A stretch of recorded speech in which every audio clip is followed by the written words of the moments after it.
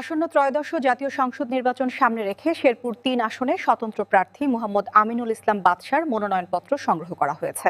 বুধবার বিকেল ৩:৩০টার দিকে ঝিনাইগাতী উপজেলা নির্বাহী কর্মকর্তা ও সহকারী রিটার্নিং কর্মকর্তা মোহাম্মদ আশরাফুল আলম রাসেলের নিকট মনোনয়নপত্র গ্রহণ করেন স্বতন্ত্র প্রার্থী মোহাম্মদ আমিনুল ইসলাম বাদশা। এদিকে তার মনোনয়নপত্র নেওয়ার খবর ছড়িয়ে পড়তেই এলাকায় বইছে নির্বাচনী আমেজ।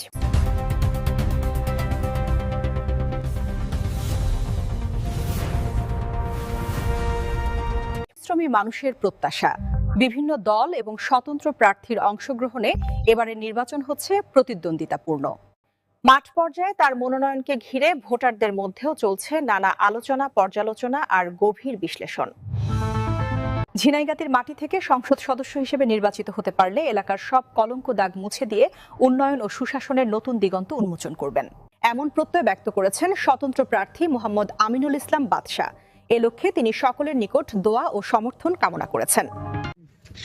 আমার প্রাণ প্রিয় ঝিনাইগাতী এবং শ্রীপতি উপজেলার ভাই ও বোনেরা, আসসালামু আলাইকুম। আপনারা জানেন যে 13তম জাতীয় সংসদ নির্বাচন 12 ফেব্রুয়ারি অনুষ্ঠিত হতে যাচ্ছে। আমি একজন সেই লক্ষ্যে স্বতন্ত্র প্রার্থী। অনেকেই বিভিন্নভাবে আমার বিরুদ্ধে বিরূপ প্রচারণা চালাচ্ছে যে আমি নাকি বসে গেছি বা বসে যাচ্ছি।